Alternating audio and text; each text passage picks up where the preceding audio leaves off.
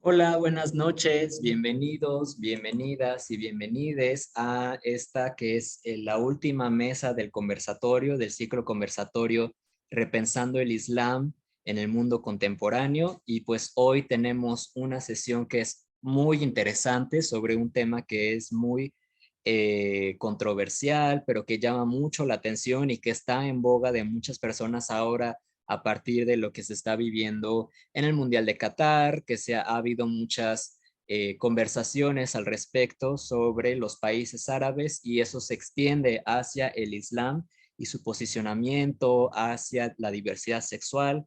Entonces creo que la mesa de hoy es una mesa bastante interesante y además tenemos a una invitada de lujo. Tenemos como invitada a Cintia Hernández González. Cintia es doctora en antropología por el Centro de Investigaciones y Estudios Superiores en Antropología Social de la Ciudad de México.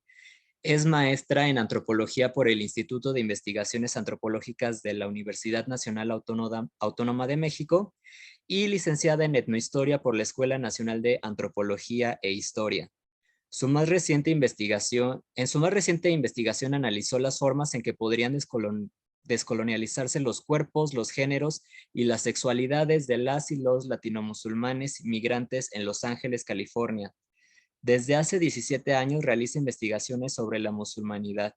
Sus líneas de investigación son cuerpo, género y sexualidad en el Islam, la descolonización y reindigenización en Turtle Island y Abya Yala, el activismo académico espiritual, las reversiones al Islam en México y en los Estados Unidos y los procesos migratorios. También es perteneciente a la red de investigaciones sobre el Islam en México. Entonces, pues es una invitada que está más que calificada para platicarnos sobre este tema del día de hoy de Islam y experiencias queer y, bueno, diversidades sexuales.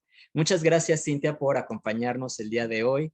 Es un gran honor tenerte en este que además es nuestro último conversatorio de este ciclo conversatorio. Y bueno, les recuerdo a las personas que nos están viendo en vivo que si a lo largo de esta plática tienen alguna duda que les surja, eh, pues nos la pueden ir poniendo aquí en el chat de Facebook. Pues bueno, bienvenida Cintia, qué gusto tenerte aquí con nosotros el día de hoy. Y pues quisiera preguntarte, como quisiera guiar este conversatorio a partir de dos preguntas. Entonces me gustaría iniciar con la primera, que yo creo que es una que está en la mente de muchas personas cuando piensan en Islam y cuando piensan en diversidades sexuales, y es ¿a qué retos se enfrentan las personas LGBTIQ más en el Islam, las personas lesbianas, gays, bisexuales, trans, intersexuales, queer, no binarias, ¿no? Como todas estas sexualidades e identidades que salen de este modelo hegemónico que conocemos, ¿cuáles son los retos a los que se enfrentan? Ay, pues Manuel, muchas gracias por la invitación. Gracias al CEMIR. Y bueno, pues esta es una pregunta que requiere contemplar dos periodos históricos como muy amplios. El primero, pues, es el periodo premoderno y el segundo es el periodo moderno. Hablo de estos dos periodos porque muestran un cambio en el modo de vida de las personas y sobre todo en su epistemología.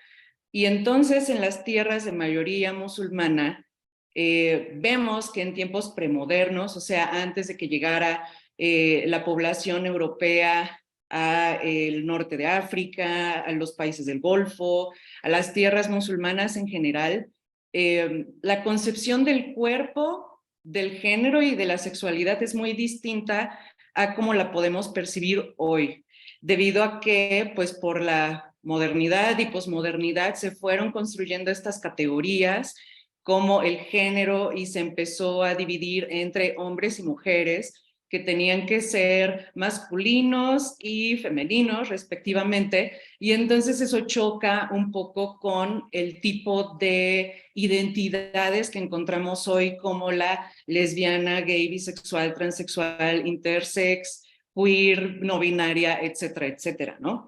Entonces, todo este tipo de identidades, antes de que llegaran los europeos a estas tierras de mayoría musulmana, y incluso desde 1492 en adelante, pues no existía como tal una identidad gay, lesbiana, bisexual, intersex, etcétera, etcétera. Y entonces lo que existía en un pasado eran prácticas erótico-afectivas. O sea, las llamamos así, prácticas erótico-afectivas, porque no había un nombre que pudiera dar cuenta de la identidad de una persona en términos de orientación sexual o de expresión de género.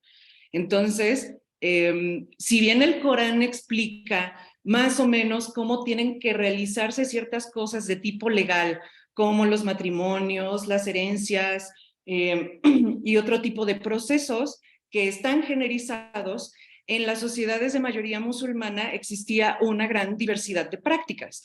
Entonces, si me hablas de homosexualidad en el Islam, lo que te puedo responder es que la homosexualidad pues es un constructo anglo-europeo, moderno, que fue apoyado con las ciencias médicas y la psiquiatría para convertirse en un estigma, hasta que surgió un movimiento LGBT de carácter internacional ahora, que es siendo llevado a los países de mayoría musulmana, incluyendo los países árabes, y entonces vemos una confrontación entre lo LGBT y entre lo no LGBT, ¿no? O sea, vemos primordialmente que en estos países de mayoría musulmana, la construcción de un Estado-nación con un tipo particular de leyes sustentadas y apoyadas por una religión de Estado llamada el Islam, empezó a perjudicar este tipo de prácticas que anteriormente existían, que no tenían un nombre ni peyorativo, ¿no?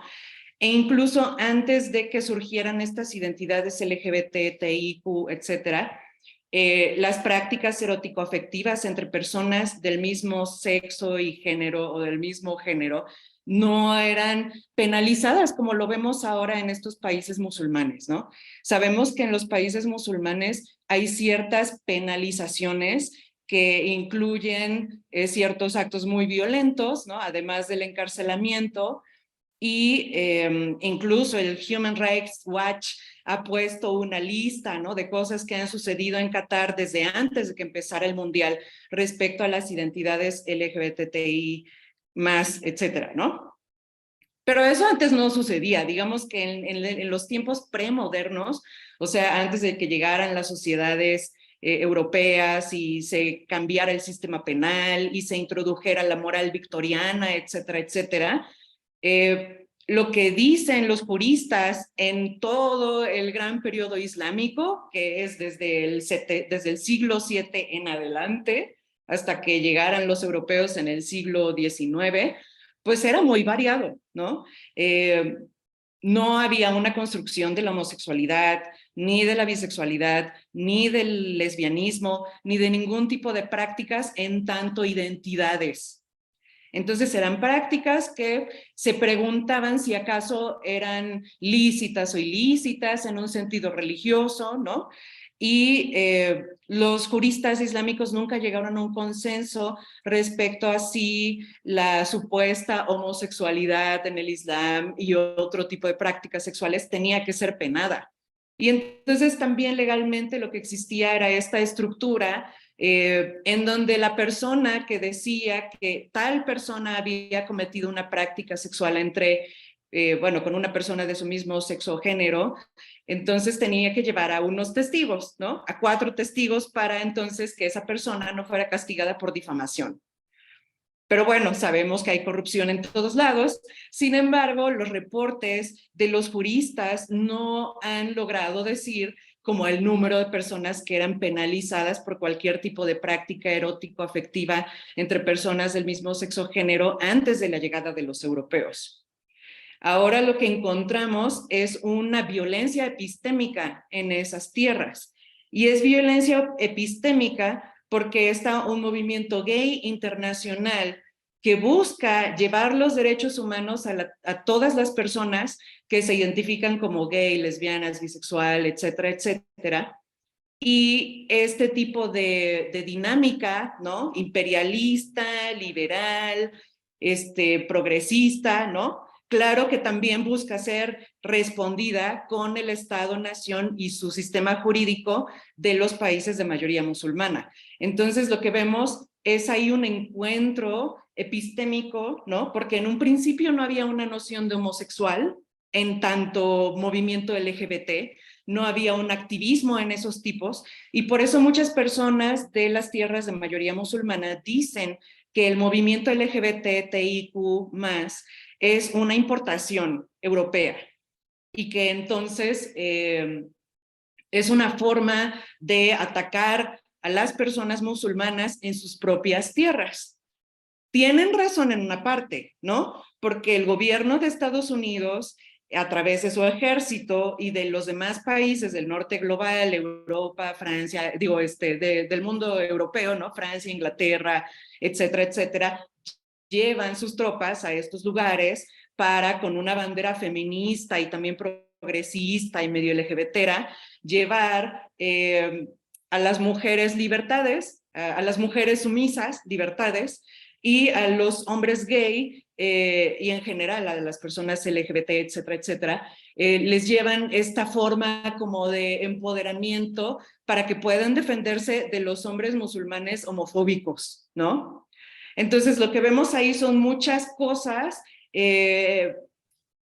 intersectándose, ¿no? Como son varios tipos de niveles de análisis los que requerimos para decir a qué retos se enfrentan las personas LGBTIQ en el Islam, ¿no? Por ejemplo, una persona gay en Irán o una persona lesbiana o bisexual, etcétera, etcétera, puede pedir asilo político en algún país europeo o en Estados Unidos o en Canadá, justo por el temor de ser, no sé, enviado a la policía, de sufrir violencia, además de la doméstica, en caso de que viva con su familia, etcétera, etcétera, ¿no? Ese tipo de cosas, claro, que llevan la liberación de esta persona como de su castración, digamos, ¿no? En cuanto a la expresión de su deseo, etcétera, etcétera. Hablando de deseo como algo que es localizado en el tiempo, en el espacio, y no como deseo como algo homogéneo y universal, ¿no? Porque incluso el acrónimo LGBTIQ más no responde a todas las prácticas erótico-afectivas de las personas musulmanas, ¿no? O sea, yo tengo amigas, amigos y amigues musulmanes, no solo en México y en Estados Unidos, sino en otros países del llamado mundo islámico, que dicen que ninguna de las letras de este acrónimo responde a su vivencia erótico-afectiva. Entonces pueden identificarse como queer, ¿no? Pero lo que sí están conscientes ellas, ellos y ellas es que el movimiento LGBTIQ en sí mismo es un movimiento blanco. Entonces esa es una de las fallas, porque este movimiento no contempla ni el racismo, ni la militarización de los países de mayoría musulmana, ni contempla pues el Islam, ¿no? Porque generalmente se piensa que cualquier persona que tiene una práctica erótico-afectiva con una persona del mismo sexo o género, pues es una persona que o está fuera del Islam, o no cree en Dios, o no sigue las prescripciones que Alá nos ha dejado, o que está corrompida, o que está whitewashada, ¿no? Le lavaron el cerebro y ahora es gay, y etcétera, etcétera, ¿no? Pero lo que yo he encontrado también, por otro lado, respecto a las personas trans o personas que tienen vivencias trans, es un poco distinto, ¿no?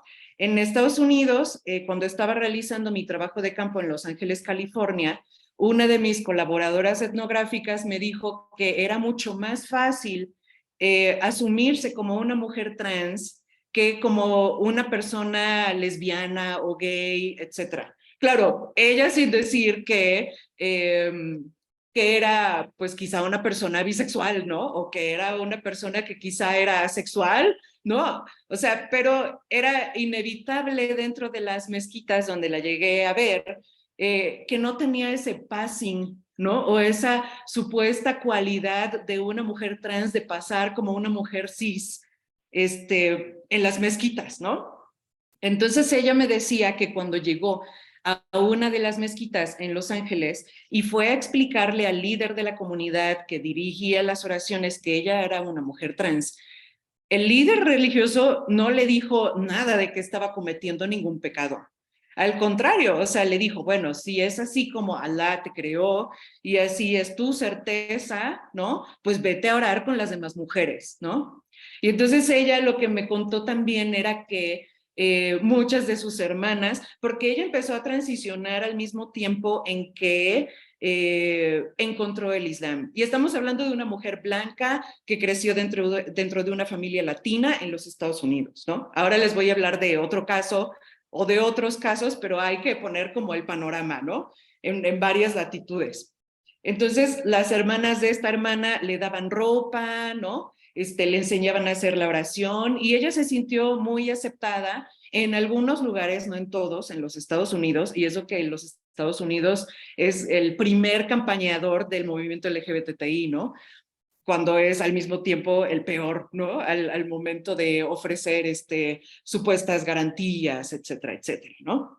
Ese es el caso de mi colaboradora etnográfica en Los Ángeles. Sin embargo, también tenemos casos históricos de que en Irán, en Egipto, se han realizado cirugías de afirmación de género para personas trans. En el caso de Irán, Mariam, a ver, no me acuerdo del nombre. Bueno, en el caso de Egipto, Sali al-Abdallah Mursi, y en el caso de Irán, Mariam, no me acuerdo bien su apellido, pero bueno, las dos en paz de Dios estén, porque bueno, cometieron suicidio después de ver todo el impacto que había generado en ellas esta transición de género. Entonces, yo hace muchos años aquí en la Ciudad de México fui a una conferencia sobre sexualidades islámicas premodernas.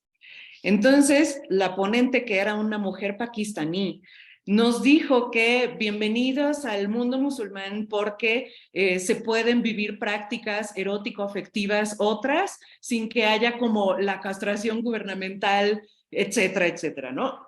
Ella nos decía, los hombres en los países árabes musulmanes pueden caminar juntos de la mano, agarrados en la calle y no pasa absolutamente nada, ¿no? Sin embargo, pues cualquier persona heterosexual o gay, etcétera, cualquier hombre y cualquier mujer pueden andar agarrados de la mano. Y lo bueno de todo esto es que lo que pase adentro de sus habitaciones no es algo que tiene que concernir a las personas, ¿no? No hay necesidad de enarbolar una bandera de arcoíris, ¿no? Por otro lado, pues están ¿cómo se llaman? La segregación por género en las mezquitas y en varios lugares educativos, ¿no? Los hombres con los hombres, las mujeres con las mujeres, ¿no? Pero ¿qué pasa, por ejemplo, si una persona gay es encontrada en la calle, por ejemplo, en Irán, es encontrada en la calle con su pareja? La policía de la moral, por supuesto, que la va a detener. Y entonces, pues puede que se le presente la opción de, bueno, tú como tienes deseos con personas de tu mismo sexo, casi casi te ofrecemos que hagas una transición de género. Y esto sucede desde los años 60 del siglo pasado, cuando el imam Khomeini, el ayatollah Khomeini, proclamó una fatwa, que es una recomendación legal, donde decía que todas las personas que tenían este deseo de,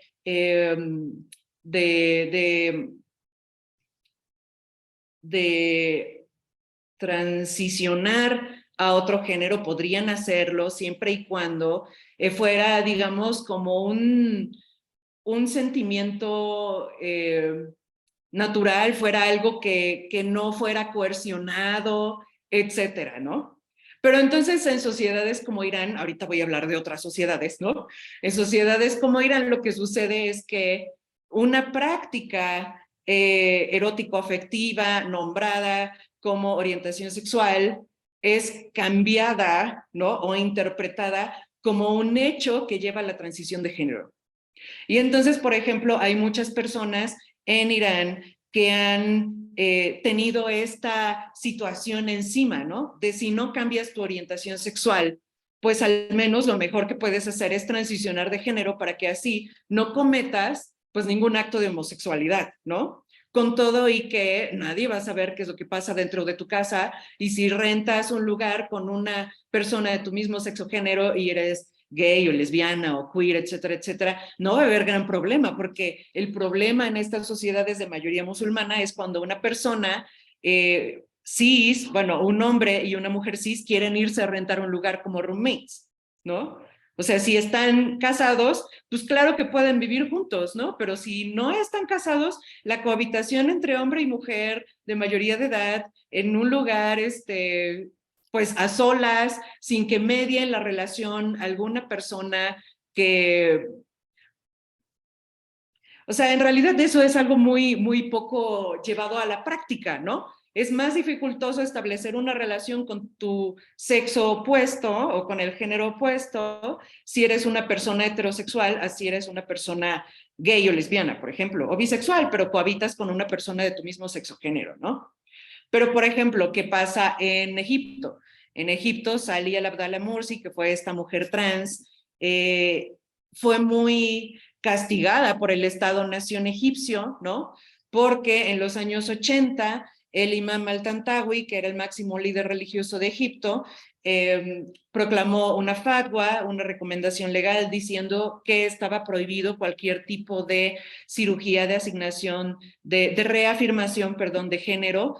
Y entonces, pues la cirugía de afirmación de género de Salih al-Abdallah Mursi fue un verdadero calvario. Y eso, pues claro que la llevó al suicidio, ¿no? Pero en la primavera árabe, ¿se acuerdan de la primavera árabe, no? Cuando toda la gente en Egipto fue a la Plaza Tahrir, porque pues ya exigieron el cambio de gobierno, y entonces el presidente dictador de aquel momento pues cambió, ¿no? Bueno, fue suplantado por un gobierno militar, etcétera, etcétera. Pero en el 2011, cuando fue la primavera árabe en Egipto, lo que existió fueron varios tipos de movimientos o de agrupaciones queer dentro de la Plaza Tahrir, que digamos sería como el Zócalo de la Ciudad de México, ¿no? Una plaza extremadamente grande. Y entonces estos movimientos de personas queer, no LGBTI, estuvieron acompañando las protestas y también protegiendo a las mujeres por acoso sexual dentro de las mismas propuestas. Entonces, lo que vemos aquí es un colectivo de personas queer en Egipto que estaban muy al tanto del tipo de gobierno que querían, y sobre todo de que la identidad LGBT, o lo que le llaman en Estados Unidos y en Europa y Canadá, el identity politics, no era algo que funciona en una sociedad como Egipto, y capaz que en ninguna sociedad musulmana, ¿no? Justo porque lo que el movimiento LGBTIQ a nivel mundial lo que está proclamando un poco más es como cierto tipo de secularización. Y entonces muchas personas que se definen a sí mismas como queer o como gay, lesbiana, etcétera, la cosa es que usan este tipo de iniciales, ¿no? Este tipo de identidades a su manera. No en la manera necesariamente en que en que el movimiento mundial blanco LGBTI busca que estas personas actúen, ¿no? Y entonces están, como en el caso de las personas en Egipto, en la Plaza Tahrir, estaban muy interesadas sí en el cambio de gobierno, sí en la eliminación de la militarización, sí en el cambio de un gobierno que era sumamente y sigue siendo sumamente patriarcal, y de una manera en la que la masculinidad de los hombres cis hetero se manifiesta en violencia sexual en múltiples formas. Entonces, las personas movilizadas queer o que sexúan, aman de distintas formas en las tierras musulmanas, algunas de ellas tienen muy consciente que la lucha no solo se va por la cuestión de orientación sexual o identidad de género, sino que es una lucha mucho más amplia, por ejemplo, con el caso de Palestina, ¿no? Palestina, ahora nombrado las tierras ocupadas, Israel, ¿no? Israel y Tel Aviv, Jafo y y estos lugares súper bonitos y turísticos, etcétera, lo que enarbolan es un pink washing, ¿no?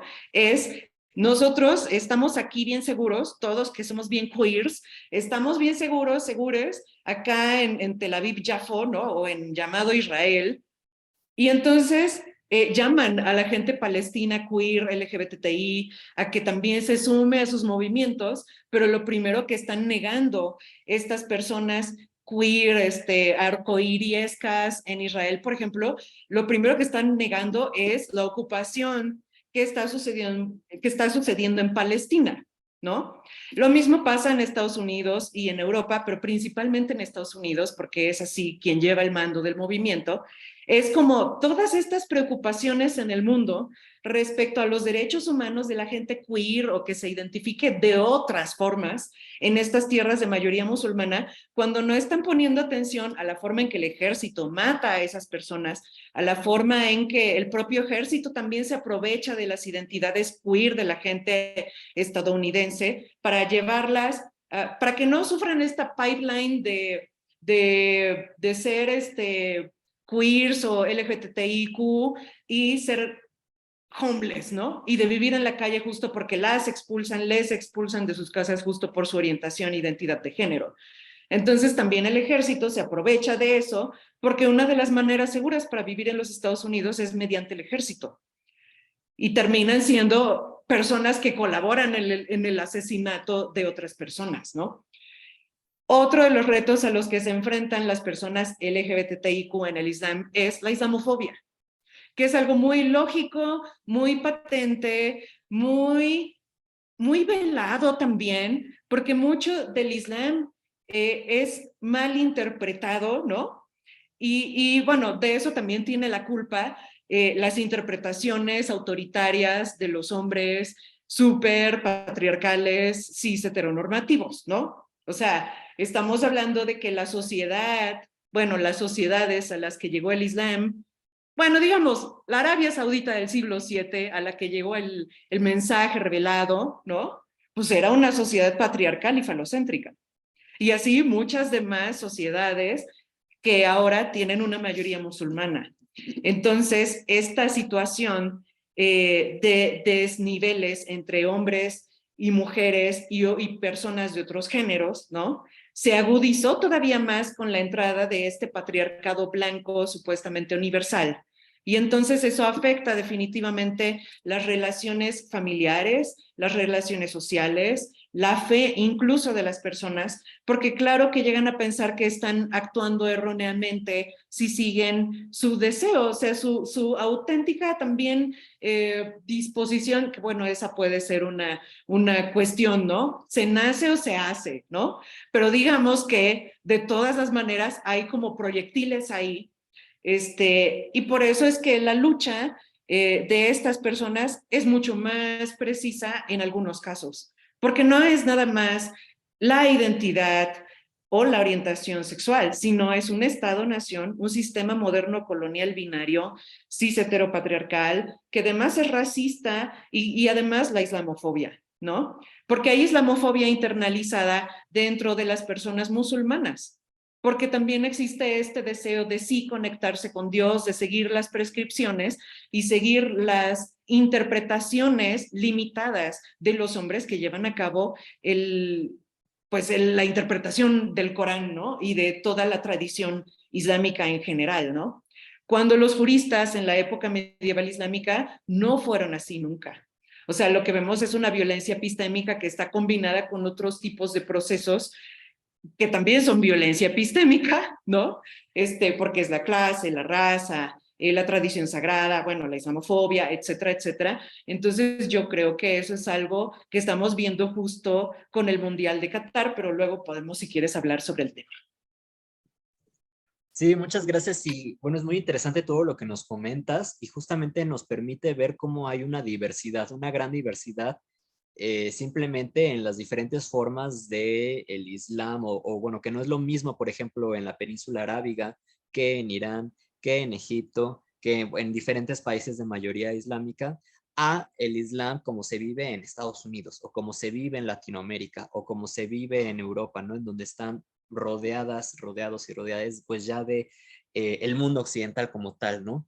Y pues que obviamente esto genera realidades diferentes y pues también cómo se conectan o no con estas identidades que sí, pues efectivamente vienen de Occidente y del norte global, como lo es todo este movimiento LGBTIQ+, o simplemente el movimiento queer, ¿no? Y muchas veces cómo lo adaptan a sus realidades o cómo no, ¿no? Por ejemplo, pues me resonaba mucho eso que decías, que estas siglas no alcanzan a, a explicar o a categorizar todas las realidades sexuales y las experiencias sexuales de la gente musulmana y yo creo que de la gente en general, ¿no? O sea, yo también pues he conocido a gente de países árabes musulmanes en los que dicen, pues sí, yo tengo sexo con otros hombres, pero no me identifico como homosexual, ¿no? Como que homosexual es algo del norte global o algo occidental, ¿no? O hay otras personas que sí, que lo retoman y que justo tiene que ver con este proceso de globalización, de colonización, ¿no? Y de violencia epistémica, como lo señalas. Y bueno, en este sentido, me gustaría hacerte una segunda pregunta y es, ¿cuáles son los principales estigmas o estereotipos que se tiene sobre las personas LGBTQ más en el Islam? Bueno, yo creo que voy a responder esa pregunta con un ejemplo como general para ir a lo particular. Y esto tiene que ver con el Mundial de Qatar, porque pues estamos ahí escuchando los gritos de todo mundo cuando México mete goles y en realidad eso lleva a un nacionalismo del horror, ¿no? Y entonces vemos que la Copa Mundial de Fútbol, así como los Olímpicos y otro tipo de juegos, donde se disputan las identidades nacionales, sirven también para reificar o naturalizar algo que nos fue impuesto, ¿no? Y entonces ahí es que van a haber como otro tipo de discusiones entrelazadas, porque entonces se confunde el nosotros con una idea que es de quizá una minoría o quizá de una mayoría, pero entonces siempre se habla de un nosotros esencial para defender un punto que necesita ser como desentrañado, como si fuera bolita de algodón, ¿no? Y hay que sacarle todas las pelucitas para ver de qué estamos hablando, ¿no? O hacia qué, o sí, hacia qué nos estamos enfrentando. Y entonces voy a mencionar un caso de una persona que comentó en las redes sociales algo sobre el movimiento LGBTIQ, con el Mundial de Qatar, con nosotros musulmanes creemos que, ¿no? Entonces, esta persona que yo conozco muy bien es una persona musulmana de origen árabe. Y entonces estaba publicando en sus redes sociales, porque todo el mundo opina sobre el Mundial, que lo sucedido en Qatar respecto a las banderitas, ¿no? En los estadios y las detenciones que ha habido de las personas que han portado esas banderas, los insultos hacia los jugadores que han portado la banderita, etcétera, etcétera, pues ha llegado como a números grandes de atención, ¿no? Porque todo el mundo sabe qué es lo que está pasando en Qatar, además de pues el fútbol, que es la cuestión de los derechos humanos, el asesinato de personas por exceso de trabajo, casi esclavizado, y también qué pasa con la forma de amar y sexuar distinta a través de la banderita LGBTI, ¿no? Entonces él decía, esta campaña LGBTQ occidental de intentar volcar sus despreciables valores sobre Qatar y el mundo árabe y musulmán en general es absolutamente repugnante. Entonces, para esta persona musulmana árabe, pues el que se hable de algún movimiento gay occidental o el que una persona árabe musulmana hable del movimiento LGBTI o lo defienda es repugnante. Dicen, bueno, dice este post, exiges que todos respeten tus leyes cuando visitan tus países, pero parece que no puedes parece que no puedes respetar los valores y la cultura de otras personas. No van a imponerse ustedes, LGBTIQ, a nosotros y a nuestra fe. Nunca nos cambiarás ni a nuestra religión de la que estamos profundamente orgullosos. Nunca nos cambiarás a quién, ¿no? A todas las personas musulmanas, a las que están viendo el juego, a las que están viviendo en Qatar, ¿no? No te vas a imponer a nosotros y a nuestra fe. ¿A cuál fe? Sí, es el Islam, pero interpretado de qué manera, ¿no? Entonces, pareciera que cualquier persona queer o que ama y sexúa de manera diferente es un atentado a la supuesta tradición islámica, ¿no? Y me refiero a la supuesta tradición islámica porque, pues, esta tradición es un consenso de hombres, cisetero aparentemente, ¿no?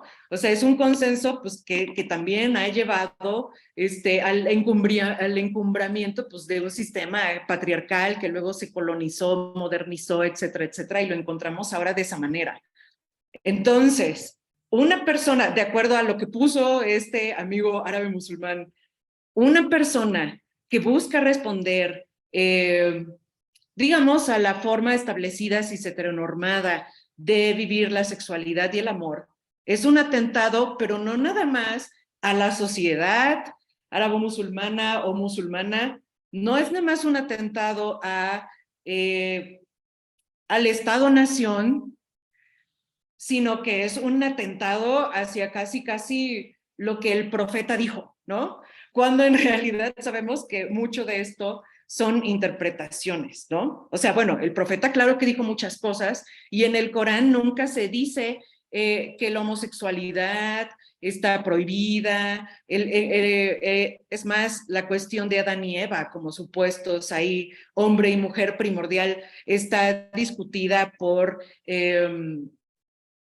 voy a decir, se me olvidó el nombre, por una interpretación del Corán como que Adán y Eva eran un ente andrógino, a través del cual no era reconocible ningún tipo de sexo, ni de género, ni de nada, ¿no? Entonces, no es que son dos modelos primordiales a partir de los cuales surgen el hombre y la mujer y ciertas normativas heteromorales, normadas y heteropatriarcales, ¿no? O sea, la cuestión es que una persona o varias son vistas como un desafío para el Estado, la tradición, los musulmanes, las musulmanas, etcétera, etcétera. Y eso me parece hasta como fascista, ¿no? O sea, sabemos que el movimiento LGBTI, claro que es blanco, ¿no? Y que tiene sus detalles, ¿no? Pero también la forma en que se interpreta la vivencia erótico-afectiva otra a través de esta mirada, pues es un poco como, digamos, extrema, ¿no? Por decirlo así. Porque bueno, nadie ha sabido en todas las generaciones de musulmanas y musulmanes desde que surgió la primera comunidad islámica en el siglo VII, nadie ha sabido qué es lo que la gente hace dentro de sus casas. El profeta tenía sus esposas, nadie se ha preguntado qué hacían las esposas entre ellas, nadie se ha preguntado si el profeta... más bien iba a decir, nadie se ha preguntado qué es lo que sucedía dentro de la casa del profeta, donde también entraban hombres que ahora podríamos llamarles eunucos, o que fueron llamados eunucos, u hombres afeminados, ¿no? O sea, en realidad estamos suponiendo una moral que es aplicable de manera universal y que está siendo atacada por las personas que sexúan y aman de una manera diferente. Entonces, me parece que en vez de pensar, criticar movimientos de este tipo como el LGBTIQ+, lo que sería más pertinente, al menos dentro de las personas musulmanas y también las no musulmanas, para eliminar la islamofobia, ¿no? Es informarse respecto a todas las transformaciones que ha sucedido en las sociedades de las tierras de mayoría musulmana para no llegar a cometer este tipo de absurdos, ¿no?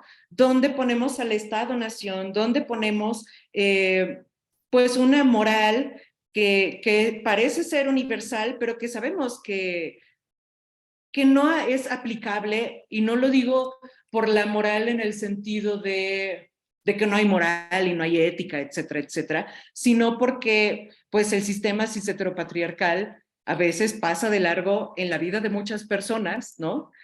O a veces es, digamos, muy opresor en la vida de las personas que aman y sexúan de manera diferente, y por eso se han volcado a todo tipo de movilizaciones sociales que no solo abogan por la transformación de poderes, de violencias entre los géneros, todos los existentes, sino porque haya un cambio, ¿no? En cuanto a la forma en que se interpreta la tradición sagrada, en cuanto a la forma en que se vive el Islam, porque pues en general se piensa que todas las personas musulmanas que sexúan y aman diferente o son apóstatas o están queriendo ser superiores que Dios, ¿no? O están no sé, ¿no? Cometiendo varios tipos de fechorías, ¿no?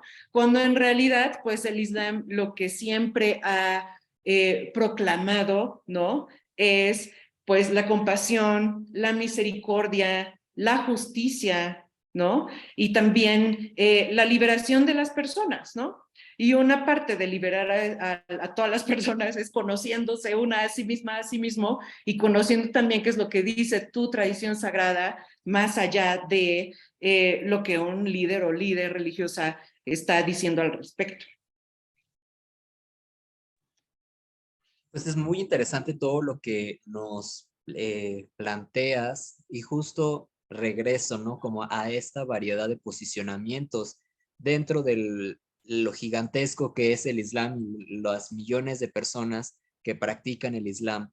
Y en ese sentido, bueno, también quisiera aprovechar, ¿no? Para recordarles que si tienen alguna duda, las personas que nos están viendo la pueden hacer en el chat de Facebook. Y a mí se me ocurría justamente si has conocido casos de personas dentro del Islam que tienen formas de sexuar y de amar y de identificarse diferentes a lo normativo, a los cis heteronormativo, y que aún así estén en contra de este tipo de movimientos, ¿no? O sea, por ejemplo, personas que digan, pues sí, yo tengo sexo con hombres, tengo sexo con mujeres, pero no estoy de acuerdo con estas interpretaciones del Corán, porque el Corán es muy claro, ¿no? Como que tengan esta especie de crítica hacia estos movimientos políticos y activistas por considerarlos justamente como algo de Occidente, ¿no? O sea, a pesar de que tengan una sexualidad no heteronormativa, pero que aún así esté en contra de estos movimientos políticos. No sé si has conocido casos así. Bueno, yo lo que he encontrado es como cierto tipo de, no sé si llamarle como ambivalencia, porque claro que en muchos casos mis amigas, amigos, amigues se han identificado como lesbianas o gays o trans o queer, ¿no? Pero al mismo tiempo critican, ¿no? El pink washing, ¿no? El cómo también el Pride se ha vivido, ¿no? Cómo ha cambiado sus, digamos, expresiones, ¿no?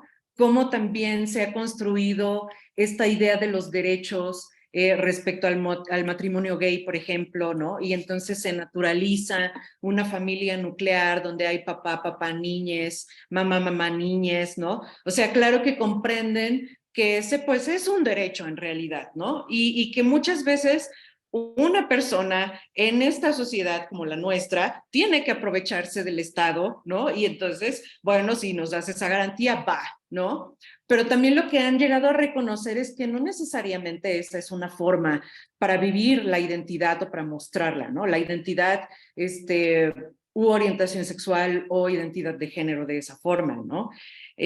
Lo que me ha resultado también muy bonito, por llamarlo de esa manera, es que ninguno de estos hechos, ¿no? Respecto al movimiento LGBTIQ, etcétera, etcétera, ha significado un distanciamiento de la fe. que eso pasa en muchos casos, ¿no? Que llega a cuestionar tanto la existencia de un movimiento LGBTIQ internacional o local, como quieras, ¿no? Pero eso a veces se ha convertido en un impedimento, ¿no? Porque surge esta disyuntiva de cómo voy a poder asumir mi expresión de género, mi identidad sexual, mi identidad de género, mi orientación sexual, y soy musulmán o musulmana, ¿no? Y entonces lo que he encontrado es que incluso esta cercanía con Allah ha hecho como un mayor reconocimiento y como mayor suavización del proceso personal respecto a aceptarse en cuanto a su forma de amar y establecer relaciones eróticas, ¿no? Y entonces puede que sí vayan al Pride o puede que no vayan o puede que estén presentes en las marchas, contra las marchas del colectivo de Pro Familia, ¿no? Porque luego se han dado estos tipos de, ¿no? Por acá los que son a favor de la familia, ¿no? Y por acá el otro bando que es así súper queer y con sus banderas y todo, ¿no? Y entonces, creo que eso también es parte de una investigación futura mía, porque eso es un caso que en realidad es un tema que en realidad no se ha abordado justo por la noción de que en el Islam no se puede ser ni lesbiana, ni gay, ni bisexual, ni trans, etcétera, etcétera, cuando en realidad yo y bueno, estas personas que yo conozco, que son mis amigas, amigos, amigas, tienen ningún problema en vivir su vida de esa manera y quizá en identificarse, sí, de vez en cuando con esta banderita, pero saben que hay problemas muy graves dentro del movimiento y que entonces, pues el Islam es de cierta manera como algo que les permite como realizar algo que va más allá de una hasta incluso normativa, ¿no?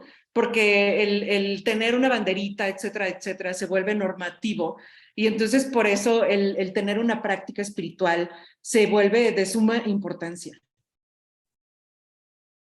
Y eso que dices es muy interesante, ¿no? Como por una parte está la vivencia de nuestra sexualidad, de nuestra identidad, o sea, nuestras prácticas en sí, lo que hacemos, cómo sentimos, cómo sexuamos, y por otra parte está las identificaciones, con qué nos enlistamos, ¿no? Con qué movimientos nos enlistamos, ¿no? Y que no muchas veces pues van de la mano. Y lo mismo pasa con la religiosidad, ¿no? Por una parte son mis creencias y mi práctica espiritual, mi práctica religiosa, y por otra parte es si me enlisto en una religión y si me enlisto de seguir como todos los preceptos de esa religión y todos los preceptos que me dice el líder de mi iglesia, ¿no? Que lo vemos tanto en el catolicismo como en el islam, como en los diferentes cristianismos, que una parte es como la institucionalización y por otra parte nuestras vivencias personales y nuestras experiencias, que a mí en lo personal creo que es lo que me llama más la atención. Pero bueno, no, por el momento no hubo preguntas, entonces te agradecemos infinitamente por compartirnos todas estas cuestiones, por cedernos parte de tu tiempo para platicarnos sobre esta temática tan interesante que justamente creo que es algo que se necesita investigar con mayor profundidad. Y no sé si te gustaría despedirte con algo, con alguna Pues, reflexión. Ajá. sí, pues, pues yo creo que en cuanto a tradiciones sagradas y prácticas se refiere, creo que también hay que mirar los otros tipos de movimientos que han surgido justo por las interpretaciones más justas, más abiertas de muchas y muchos líderes comunitarios, ¿no? Yo he visto, por ejemplo, que en la comunidad judía o muchas personas de la comunidad judía, muchas personas de la comunidad cristiana y católica y muchas personas de la comunidad musulmana en varios lados del mundo se han dado a la tarea también de llevar este mensaje de justicia para todas las personas contemplando la diversidad de prácticas y de vivencias sexogenéricas. Entonces, yo creo que no está de más, ¿no? Contemplar este tipo de procesos, porque creo que vivimos en un momento en el que necesitamos de más espiritualidad, ¿no? Yo misma lo vivo porque pues claro que el capitalismo me tiene hasta las no sé qué horas de la noche trabajando, ¿no? Y así nos tiene todos los días, pero creo que es bueno contar con un mensaje que de veras brinde como mayor certeza y fortaleza a las personas. Obvio, no estoy llamando a nadie a ningún tipo de conversión, ¿no? O sea, cada quien tiene sus formas de espiritualidad, pero fuera de las tradiciones judía, cristiana, musulmana, etcétera, etcétera, creo que sí es necesario una espiritualidad para todas y todos y todes, ¿no? O sea, conectarnos verdaderamente con todo lo que pasa fuera y dentro de nosotras, nosotros y nosotres, y con el mundo de lo invisible, ¿no? O sea, para que tengamos esa posibilidad de soñar peligrosamente, como diría mi mentor, colega, hermano Mohamed Abdu, quien es propulsor de los Queer Muslim Studies, y creo que el paso para nuestra decolonización, para transformar nuestra sociedad, etcétera, tiene que ver con eso, ¿no? Con volver a una espiritualidad, no importa si no se le llame Dios, ¿no? Pero al menos dentro de la comunidad judía, cristiana, musulmana, estamos viendo que pasa eso, ¿no? Igual con los colectivos de personas negras, con los colectivos de personas migrantes en otras tierras, ¿no? Entonces creo que lo más importante es pensar en todas y en todos, construir actos, construir, perdón, éticas de disenso, ¿no? Y entonces tratar de hablar múltiples idiomas, ¿no? Para que no nada más obtengamos una política, ¿no? Una identity politics y nos beneficiemos de ella, sino que vaya más allá de lo LGBTIQ, cualquiera que sea nuestra lucha. Eso creo que es todo. No, pues muchas gracias y realmente es muy interesante lo que nos planteas. Y creo que justamente una labor que ha tenido el CEMIR es evidenciar, mostrar, difundir cómo justamente la espiritualidad y la religiosidad está en intersección con muchas realidades que muchas veces se consideran como, si eres feminista, entonces a fuerza no eres cristiana, no eres católica, no eres musulmana, ¿no? Y como muchas veces hay feministas, personas queer, personas LGBT, personas de izquierda, de derecha, que además tienen una espiritualidad, que además están en una religiosidad, ¿no? Y cómo justamente se intersectan. Pues bueno, muchísimas gracias. Muchas gracias a las personas que nos estuvieron viendo.